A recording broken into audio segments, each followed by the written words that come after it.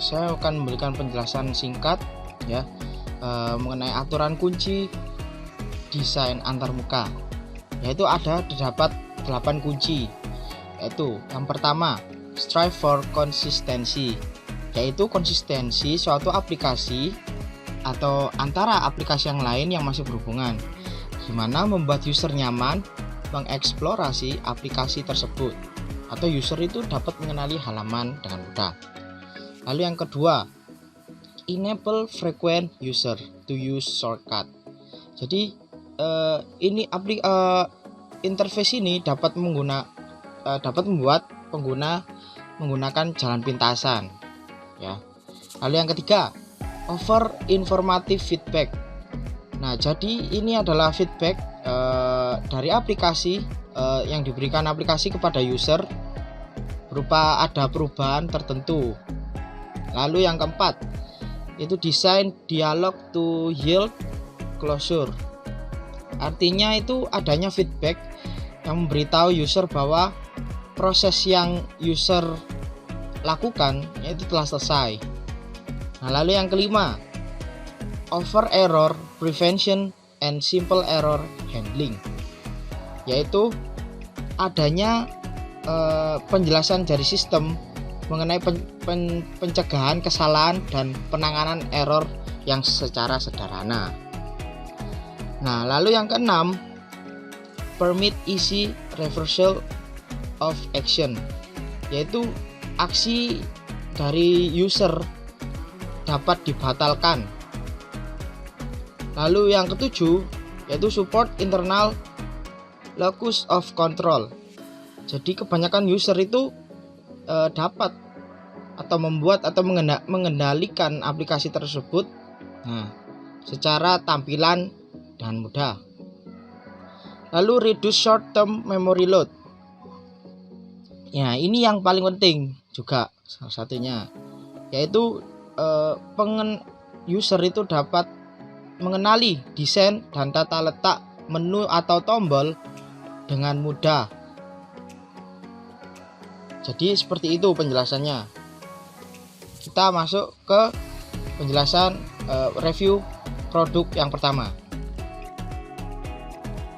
Nah, untuk review produk yang pertama yaitu mengenai produk controlling LED dengan Arduino melewati Bluetooth yang menggunakan aplikasi MIT Inventor.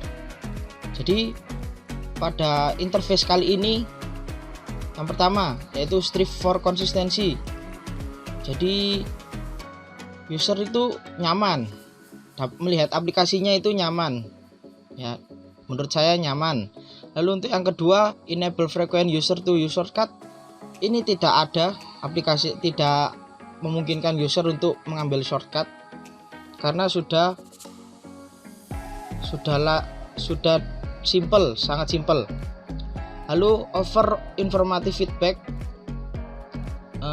Aplikasi ini bila ditekan on atau bila ditekan Bluetooth ya, yang pertama untuk mengkoneksikan itu terdapat feedback ya, dapat si user dapat mengetahui Bluetoothnya itu, lalu kita harus mengkoneksikannya, dapat diketahui. Lalu untuk LED on-nya, untuk informasinya, bila ditekan akan muncul warna kuning pada LED on ya, serta LED off juga muncul warna kuning.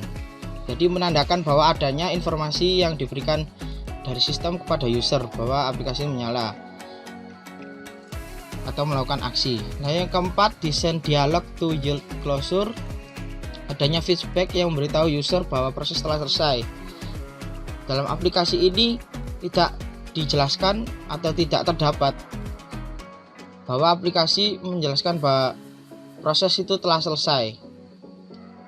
Hanya ada feedback informatif biasa. Lalu yang kelima, over error prevention dan simple error handling. Tidak pada interface kali ini atau aplikasi kali ini tidak adanya sistem untuk penanganan error atau prevent penanganan errornya, tidak ada. Lalu yang keenam, permit isi reversal of action, adanya pembentukan aksi atau pembatalan aksi atau tombol back tidak ada. Jadi aplikasi ini interface-nya juga sangat minimum. Lalu support internal locus of control, user dapat membuat atau mengendalikan tampilan, tidak ada juga. Jadi ini kurang aplikasinya ya. Lalu untuk yang terakhir, yang ke-8, reduce short term memory load ya, desain tata atau tombolnya itu tidak memenuhi. Biasanya kalau warna LED on itu harus diberi warna hijau, atau tombol yang menggambarkan itu menyala, atau desain bentuk tombolnya. Juga LED off, biasanya kan kalau off itu mati warna merah, sedangkan ini tidak ada desain gambar maupun hanya tulisan saja. Jadi secara keseluruhan produk yang satu ini sangat kurang dalam aturan kunci desain antarmuka. Tetapi aplikasi ini sangat simple ya, karena itulah memiliki banyak kekurangan. Jadi sekian review saya. Kita akan lanjut review yang kedua.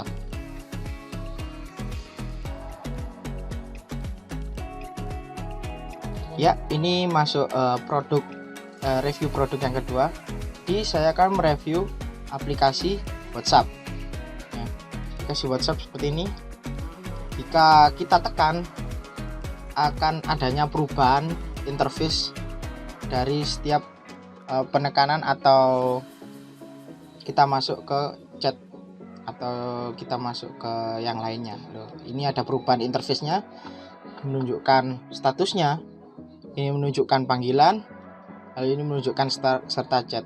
Ya, jika masuk ke dalam suatu chat, akan ada perubahan tampilan lagi. Backgroundnya juga berubah, bisa diubah dan diatur.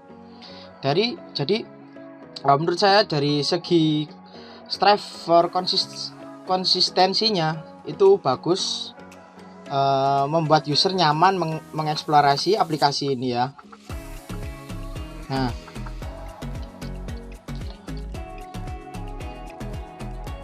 lalu jika ada pesan masuk, maka kita akan diberi informasi seperti tadi yang telah kita ketahui bahwa ada pesan masuk. Kita dapat mengetahui adanya pesan masuk ya. Lalu jika kita mengirim pesan, contohnya seperti ini ya. Nah, kita mengirim pesan, ini terdapat centang 2. Jadi pesan itu telah terkirim di grup chat. Nah, lalu untuk melihat pesan itu lebih detail lagi, jadi ini kita bisa mengetahui siapa yang telah membaca pesan kita. Jadi adanya desain dialog to yield closure. Jadi adanya feedback bila pesan itu sudah terkirim ya, seperti yang ada di centang. Nah, lalu untuk informatif feedback juga jelas adanya notif bahwa pesan masuk. Habis gitu seperti tadi sudah kita ketahui. Lalu untuk permit isi reversal of action, untuk pembatalan aksi juga bisa pada aplikasi WhatsApp ini seperti ini ya. Kita batalkan mengirim pesan. Bentar. Nah, seperti ini. Kita tarik pesan kita atau kita batalkan mengirim ya. Hapus untuk semua orang.